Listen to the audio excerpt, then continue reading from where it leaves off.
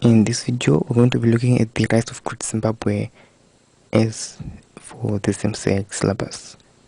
And if this is your first time here and you want to improve your school grades and all other things that have to do with education, start now by subscribing and hitting the bell so that you don't miss anything.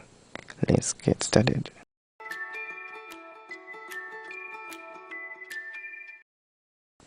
So this video is brought to you by TheoSchool and TheoTech IT. In this video, we're going to be looking at the origin of the state, the rise of the state, activities in the state, and the state's organization. So please watch this video to the end because I'm going to give you a bonus tip. So on this channel, we do the subjects that you're seeing on the screen, and if you have any subjects that you want to me to list them on this channel, or you want to see some of the videos that are been done on this channel, just let me know in the comment section. So first, we want to look at the origin of the state. The state, Great Zimbabwe's name came from the word Zimbabwe, which in English simply means the houses which were built on stone. So these were dwelling places of chiefs. Great Zimbabwe's history was through archaeology and oral tradition, and by definition, oral tradition is these are cultural materials that can be transmitted orally, that is by mouth, from one generation to another. And archaeology, which is by definition the study of the past by excavation and analysis of its material remains. So the area of Great Zimbabwe is surrounded or is part of the Mtirikwi, Manjeri and Runde River. And the state started around 1200 AD, and since then up to now it is not really known who built the state. Some say it was built by the Shona and some say by the Europeans, but we're not going to take depend on that. Now let's look at the rise of the state. So the state rose because of the fall of the Mapungubwe state, which we will look in the future videos. That is this Mapungubwe state as a topic on its own. And there was the availability of meat and hides for clothing, the availability of good climatic conditions which were really necessary for agricultural activities, and the abundance of water from the Mtirikwi River. There was also the availability of salt. The area was accessible to trade, that is external trade with other states. So they traded with the crops they grew because of the good climatic conditions, and also with salt. There's also the availability of precious minerals, that is gold and all sorts of other minerals. And ambitious leaders organized people. So these ambitious leaders, that is these people were under the king. There's also the availability of cattle. Now let's look at the activities in the state. First of all, let's look at the economic activities. So the people of Great Zimbabwe raised cattle. They practice trade, that is external and internal trade. External trade, that is trade with other states. Internal trade within their state. They also grew crops like sorghum, millet and rapoko, that is because of the good climatic conditions and availability of water sources. They also practiced mining, that is they mined gold and all sorts of other minerals. They also practiced blacksmithing, that is they made iron tools, hoes, knives, spears and even axes. They also used these tools that they made during blacksmithing for trade and for peeling the bola. They were also hunters, that is they hunted animals like kudu, impala, rhino and all sorts of other animals.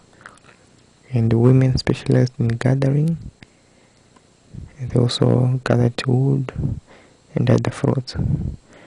And they were also fishermen.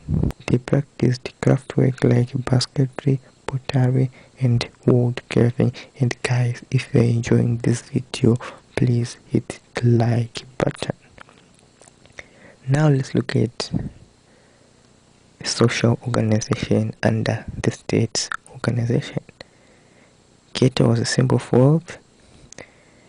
There were social classes. Now on this one, so social classes were divided into three. That is the upper class, middle class, and lower class. So the upper class is the king and his family. Middle class, the chiefs and their families, and then the lower class and the ordinary people. So Lobola was paid with cattle, horse, and other crops. So to them, cattle was a symbol for, so they also used cattle to pay Lobola. There was division of labor, that is for both men and women, and as I said before, they practiced blacksmithing, and the state was male dominated. That simply means the population was favoring men. And under social classes, we have leaders lived in luxury and the ordinary people lived in poor, pegged houses. Now let's look at the religious organization. They believed in the God, the creator, that is Mwari. Cattle was used to make sacrifices. Great Zimbabwe's religion center, and the king led all religious ceremonies since he was the leader of the state. Now let's look at the political organization. So on this one, you have to divide it by two, that is the king side and the army side. So you might write 4 points on the king, 4 points on the army. Now let's go on the king. The king was the head of the state. The king made all the laws. The king had a council of advisors. The king distributed land and controlled trade. So on this one, the king distributed land and controlled trade. We have 2 points there, so you have to write like the king distributed land, and the other point, the king controlled trade. And also the king acted as a judge. Now let's look at the army side. The army protected the state. The army protected the king.